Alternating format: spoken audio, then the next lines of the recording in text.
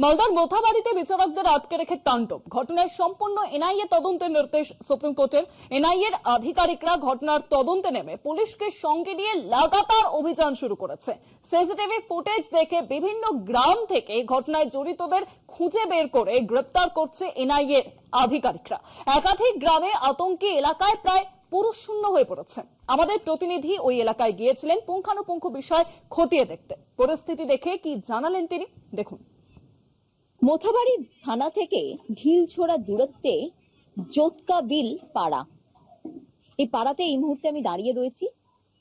এক কথায় বলতে গেলে এই মুহূর্তে পুরুষ শূন্য পাড়া। কোনো বাড়ির তালা বন্ধ, কোনো বাড়ির মহিলারা দাবি করছেন যে তাদের বাড়িতে কোনো পুরুষ নেই। যবে থেকে মোথাবাড়ি এই বিডিও অফিসে আটকে রাখা হয়েছিল বিচারকদের, এই যে ঘটনা, এই যে ইনসিডেন্ট যবে থেকে ঘটেছে, তারপর থেকে পুরুষ থাকলেই বাড়িতে পুলিশ ধরে নিয়ে যাচ্ছে, এমনটাই অভিযোগ করছে এই পাড়ার মহিলারা। পুলিশ ধরে নিয়ে যাচ্ছে, দিশা পেলে গেলে ধর লিছে ছেলেরা থাকলেই। ছেলেরা থাকলে পাড়ায় তো ছেলে দেখতে পাচ্ছি। ভাইয়া গেছে, ভয় কাকে নাই, ভয় তো সবাইকেই আছে। তারা বলছেন যে ঠিক এই কারণে, যেহেতু পুরুষরা তারা বাড়িতে থাকতে পারছেন না, তারা বিভিন্ন জায়গায় ছড়িয়ে ছিটিয়ে থাকছেন এবং কখনো কখনো তারা আসছেন, একটু বাড়িতে দেখা করছে, তারপরে তারা চলে যাচ্ছে। তারা দাবি করছে, তারা অভিযোগ করছে যে যখন এই ঘটনাটা ঘটেছে তাদের বাড়ির হয়তো কেউ কেউ ছিলই না সেখানে, তারা জানতোই না এই ঘটনার বিষয়, কিন্তু তারপরেও পুলিশ যদি দেখতে পাচ্ছে যে বাড়িতে কোনো পুরুষ রয়েছে, র্যান্ডমলি তাদেরকে তুলে নিয়ে যাচ্ছে বলে এমনটাই অভিযোগ করছে। আমি তো মিশনে কাজ করি, কালীচক শাহবাজপুর টার্গেট পয়েন্টে কাজ করি, তো ওখানেই ছিলাম।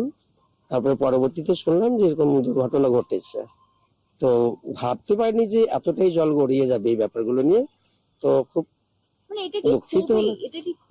না খুব, বাট খুব বলা যাবে না, এটা শুধু যার ছিল একটা যে আমাদের ভোটটা কেন হলো, আমরা এটুকুই চাই যে আমরা এতদিন থেকে ভোট দিয়ে আসছি, কিন্তু আজ হঠাৎ করে আমরা বাদ পড়ে গেলাম ভোটের তালিকা থেকে, বা আমরা ভারতের নাগরিকই তো হলাম না, তাহলে আমরা কি করে হলাম, ভারতে কি করে আমাদের স্থান হবে, বা আমরা কেন এরকম হলো, এইসব মানুষের একটা ভয় কাজ করছে যে আমরা তাহলে ভোট দিতে পাবো না। আমার ক্যামেরা পার্সনকে বলবো দেখাতে যে এই বাড়ি বারবার করে আমরা কলিং বেল বাজিয়ে তাদেরকে ডাকলাম, তারা শুধুমাত্র গ্রিল থেকে মুখ বাড়িয়ে একটাই কথা বলছেন যে আমরা কোনো কথা বলতে পারবো না, আমরা অত্যন্ত ভয়ে রয়েছি, কারণ কোনো কথা বললেই পুলিশ নিয়ে চলে যাচ্ছে।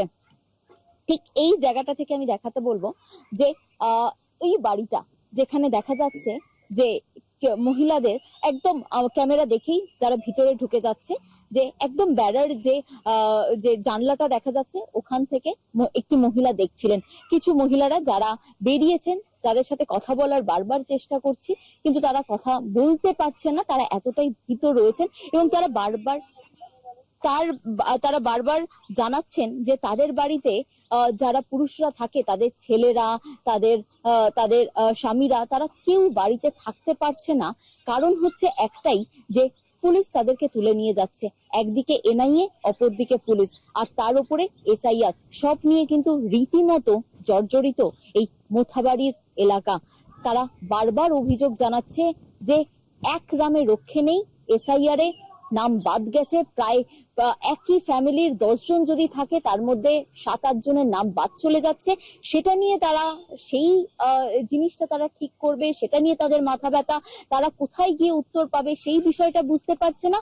তার উপরে এই যে ঘটনাটি ঘটে গেছে, যেখানে বিচারকদেরকে 7 ঘন্টা ধরে আটকে রাখা হয়েছিল, সেই ঘটনায় তাদের যারা বাড়ির পুরুষরা, তারাও বাড়িতে থাকতে পারছে না, কারণ থাকলেই পুলিশ তাদেরকে তুলে নিয়ে যাচ্ছে। সব বিষয় নিয়ে এক কথায় বলতে গেলে রীতিমতো জর্জরিত হয়ে রয়েছেন এই মোথাবাড়িবাসী। ক্যামেরায় সুবীর দাসের সঙ্গে রিয়া মাঝি, কলকাতা টিভি।